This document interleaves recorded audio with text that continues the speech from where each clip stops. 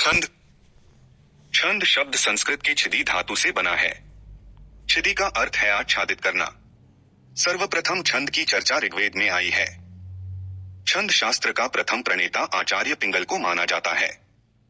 इनकी रचना छंदः सूत्रम है। आथ कहा जाता है कि छंद वह सुंदर आवरण है जो कविता कामिनी की सुंदरता में चार चांद लगा देता है। परिभाषा: जिन रचनाओं को वर्ण, मात्रा, गति, तुक, यति आदि नियमों से बद्ध कर दिया जाता है उन्हें छंद कहते हैं। छंद के अंग: प्राचीन समय से ही साहित्य में छंदों की योजना होती रही है। छंदों को समझने के लिए उसके अंगों को समझना आवश्यक है।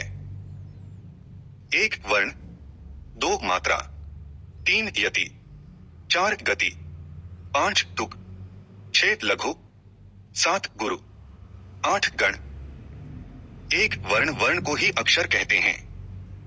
वह छोटी ध्वनि जिसके टुकड़े नहीं किए जा सकते। इसके 2 भेद हैं। क, हस्व: जिन वर्णों के उच्चारण में कम समय लगे वे हस्व वर्ण कहलाते हैं। जैसे अ, इ, उ, री इसकी एक मात्रा मानी जाती है। इसका चिन्ह है। ख, दीर्घ: जिन वर्णों के उच्चारण में ह्रस्व से दुगुना समय लगे वे दीर्घ वर्ण कहलाते हैं। जैसे आ, ई, उ, ए, ओ और इसकी 2 मात्राएं मानी जाती हैं। इन्हें गुरु की संज्ञा दी जाती है। इसका चिन्ह है यस। 2 मात्रा: किसी स्वर के उच्चारण में जितना समय लगता है उसे मात्रा कहते हैं। 3 यति: छंदों को पढ़ने के समय जिन स्थानों पर विराम लेना पड़ता है उसी विराम स्थल को यति कहते हैं। 4 गति: कविता को पढ़ते समय जिस प्रवाह के साथ छंद पढ़ा जाता है उसे गति कहते हैं। 5 तुक: छंदों के पदों के अंतिम वर्णों में जो समानता पाई जाती है उसे तुक कहते हैं। 6 लघु: हस मात्रा को लघु कहा जाता है जिसका चिन्ह है। 7 गुरु: दीर्घ मात्रा को गुरु कहा जाता है जिसका चिन्ह है। 8 गण: वार्णिक छंदों में लघु गुरु का क्रम बनाए रखने के लिए गणों का प्रयोग किया जाता है। गणों की संख्या 8 मानी गई है। ये हैं यगण, मगण, तगण, रगण, जगण, भगण, नगण, सगण। इन गणों के लिए एक सूत्र बनाया गया है जो इस प्रकार है। इस आई इस यमा तारा जभा न स लगा। इस सूत्र में आरंभ के 8 अक्षर प्रत्येक गण के सूचक हैं।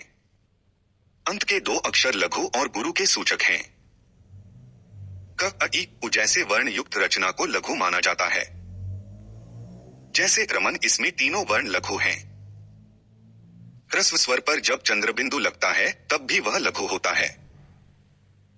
ग, आ, ई, उ, ए, ओ की मात्रा से युक्त वर्ण गुरु होते हैं। घ अनुस्वार युक्त वर्ण गुरु होता है।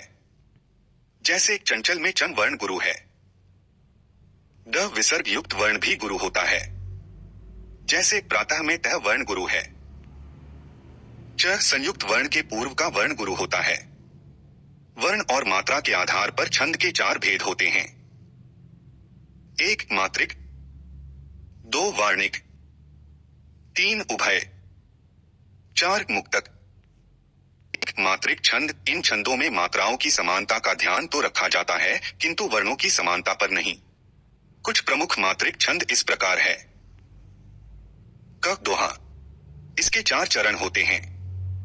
पहले और तीसरे चरण में 13 से 13 मात्राएं, दूसरे और चौथे चरण में 11 से 11 मात्राएं होती हैं। जैसे मेरी भव बाधा हरा, राधा नागर सोय, जातन की झाई परे, श्याम हरित दुति होय।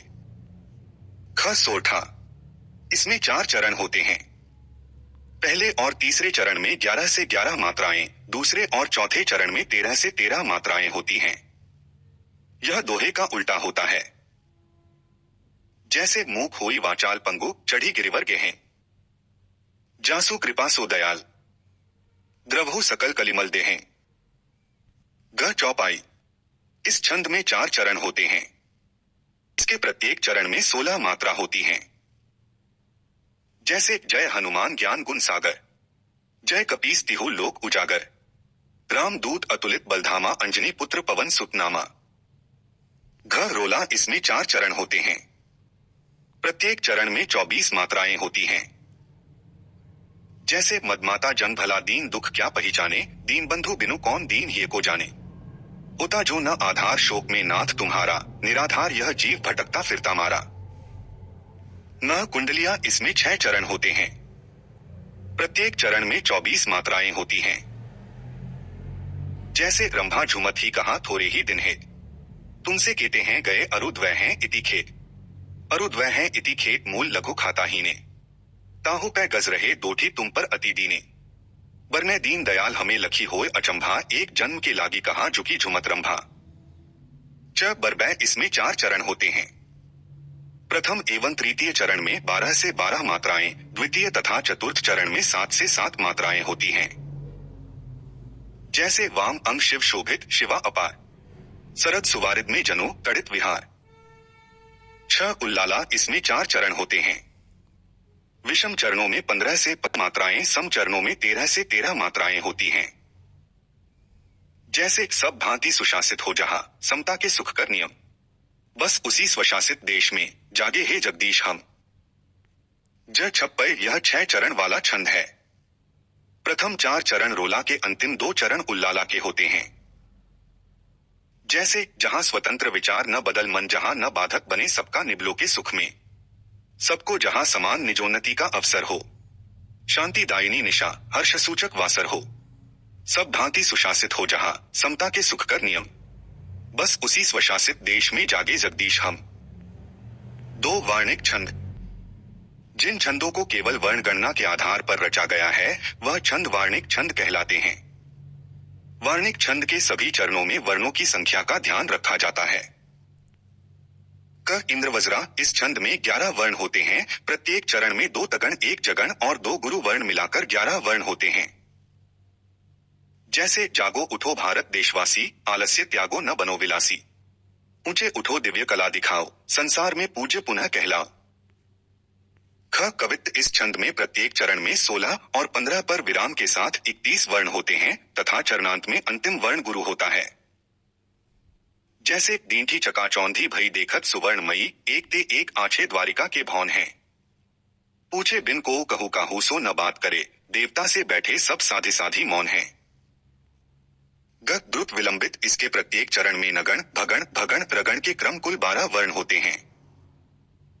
जैसे न जिसमें कुछ पौरुष हो यहाँ, सफलता वह पा सकता कहा। घ मालिनी इसके प्रत्येक चरण में 2 गण, मगण, यगण, यगण के क्रम से कुल 15 वर्ण होते हैं तथा 7 से 8 वर्णों पर यति होती है। जैसे पल पल जिसके मैं पंथ को देखती थी, निशिदिन जिसके ध्यान में थी बिताती। न मदाक्रांता इसके प्रत्येक चरण में भगण, मगण, नगण क्रम से कुल 17 वर्ण होते हैं, जिसमें क्रम से 2 गुरु भी होते हैं। इस छंद में 10 से 7 पर यति होती है। तगण के जैसे फूली डाले सुकुसुमयी तिये की देख आंखें, आ जाती है मुरलीधर की मोहिनी मूर्ति आगे। च वसंत तिलका इसके प्रत्येक चरण में तगण, भगण, जगण, जगण और 2 गुरु के क्रम से 14 वर्ण होते हैं। च वसंत तिलका इसके प्रत्येक चरण में तगण, भगण, जगण, जगण और 2 गुरु के क्रम से 14 वर्ण होते हैं। जैसे आए प्रजाधिप निकेतन पास कूदो, पूरा प्रसार करती करुणा जहां थी। छ उभय छंद गणों में वर्णों का बंधा होना प्रमुख लक्षण होने के कारण इसे उभय छंद कहते हैं। इन छंदों में मात्रा और वर्ण दोनों की समानता बनी रहती है। जैसे पल पल जिसके मैं पथ को देखती थी, निशिदिन जिसके ही ध्यान में थी बिताती। जग मुक्त छंद जिस विषम छंद में वर्णिक या मात्रिक का कोई प्रतिबंध न हो, चरणों की अनियमित स्वच्छंद गति, नाद एवं ताल के आधार पर भावानुकूल लय का विधान ही मुक्तक छंद है। आधुनिक कविता इसी छंद में लिखी जा रही है। जैसे वह तोड़ती पत्थर देखा मैंने उसे इलाहाबाद में पथ पर। अर्थ अलंकार का अर्थ होता है आभूषण या श्रृंगार। आथ काव्य की शोभा बढ़ाने वाले शब्द अलंकार कहलाते हैं।